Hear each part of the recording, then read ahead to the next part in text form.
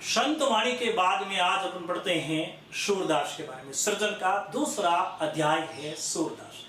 सूरदास में जो पद है वह भ्रमर गीत सार के हैं। भ्रमर गीत सार के बारे में चर्चा करने से पहले अपन सूरदास के परिचय के बारे में पढ़ेंगे। सूरदास के परिचय की जब भी अपन बात करते हैं तो एक दिक्कत आती है, इनकी जन्म डेट को लेकर के, कब हुआ, किस वर्ष हुआ। तो भिन्न भिन्न विद्वानों के भिन्न भिन्न मतभेद हैं, इसमें कंफ्यूजन होने की जरूरत नहीं है। एक डेट ध्यान रखना, 1478। संवत अगर अपने से पूछ लें तो संवत 1540 याद रखना, बस इतना सा ध्यान रखना। अब स्थान के बारे में पूछते हैं कि स्थान में भी मतभेद रहता है। एक स्थान जो दिया गया है दिल्ली के समीप सीही नामक स्थान पर नवीन शोध हुए, और नवीन शोध में बताते हैं विद्वान कि मथुरा और आगरा इन दोनों के बीच में एक स्थान है और उसका नाम है रुणक। यहां पर तो दोनों ही ध्यान में करने कोई दिक्कत नहीं। पहले दिल्ली के समीप सिही नामक स्थान पर कुछ विद्वान मानते हैं, कुछ आगरा और मथुरा के बीच में रुणकता नामक स्थान पर इनके जन्म को मानते हैं। सूरदास के बारे में जो अपन सभी जानते हैं कि वे क्या थे, जन्मांध थे। गुरु कौन, गुरु के बारे में पूछ ले तो वल्लभाचार्य। सूरदास के गुरु वल्लभाचार्य। वल्लभाचार्य से जब सूरदास मिले उससे पहले ये किस भाव में लिखते थे, दास्य भाव या दैन्य भाव में पद लिखा करते थे। और जब इनका मिलन हो गया, वल्लभाचार्य से पुष्टि मार्गी बन गए, अष्टछाप के शीर्ष कवि बन गए, तब जाकर के इन्होंने जो रचनाएं लिखी दास्य और दैन्य भाव को छोड़ करके सख्य भाव में लिखना शुरू करा। यानी एक और प्रश्न निकलता है, अष्टछाप के शीर्ष कवि माने गए हैं कौन, सूरदास। अष्टछाप के शीर्ष कवि। वल्लभाचार्य गुरु आ गया, जन्मांध हो गया। वल्लभाचार्य से मिलने से पहले दास्य और दैन्य में लिखते थे और भेंट हो जाने के बाद में सख्य भाव में लिखने लग गए। रचनाएं कौन सी है, तो सूरदास की रचनाएं जो है दो, तो सूर सारावली,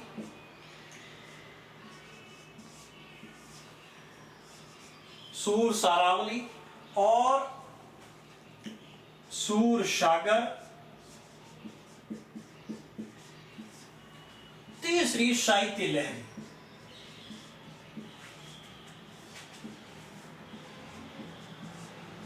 ये तीन प्रमुख रचनाएं हैं। भाषा पूछ लें, ब्रज भाषा है।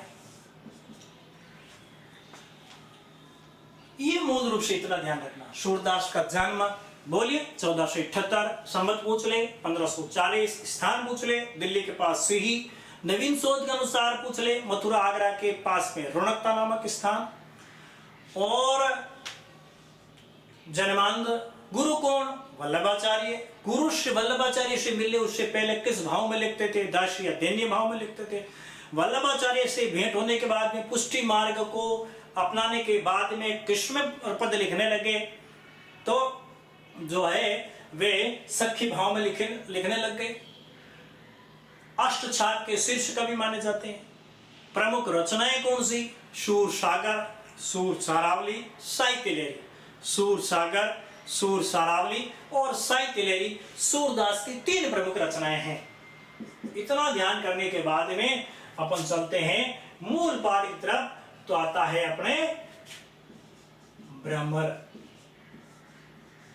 गीत। भ्रमर गीत सार के कुछ पद आपकी सृजन में दे रखे। भ्रमर गीत के बारे में थोड़ा सा बताना चाहूं तो उसमें क्या है कि भगवान श्री कृष्ण ब्रज को छोड़ करके जब मथुरा चले जाते हैं मथुरा चले जाते हैं तो गोपियां जो कि उनसे अथाह प्रेम करती है वह वीर्य वेदना में डूब जाती है।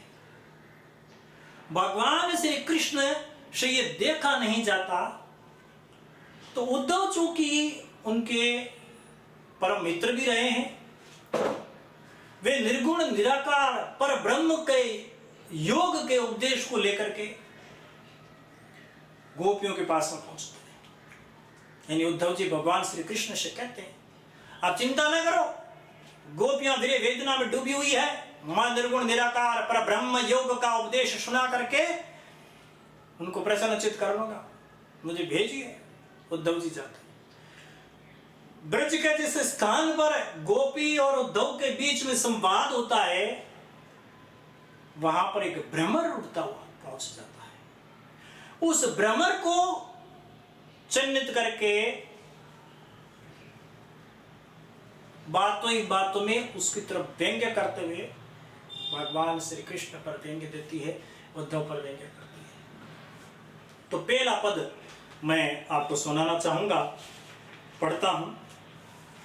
हमारे हरि हारिल की लकड़ी, हमारे हरि, आप सभी बुक्स निकाल के बैठे।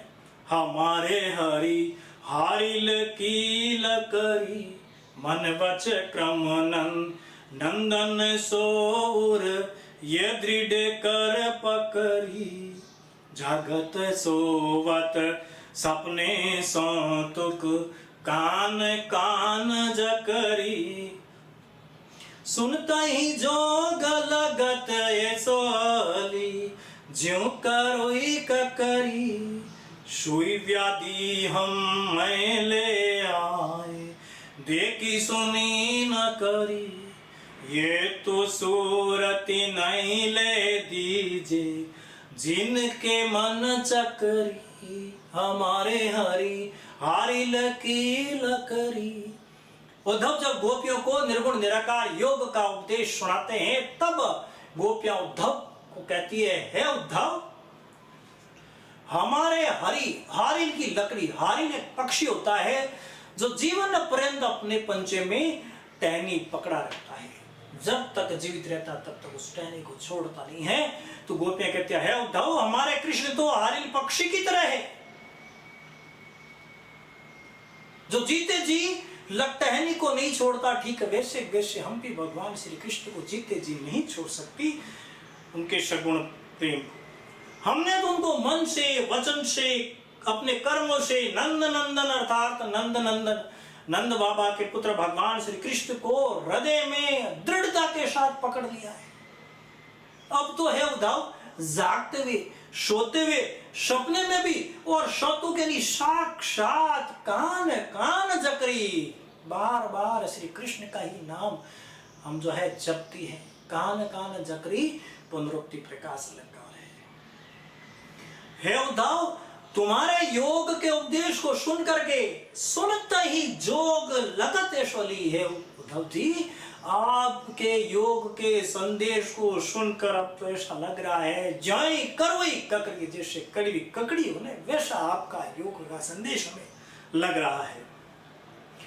सोई व्याधि हमें ले आए, इस प्रकार की बीमारी आप कहां से लेकर आए, देखी सुनी ना करी जो अभी तक हमने आज तक न तो सुनी है ना देखी है। तो सूरदास जी गोपियों के माध्यम से उद्धव को संदेश देते हैं, यह तो सूरति नहीं ले दीजिए जिनके मन चक्री।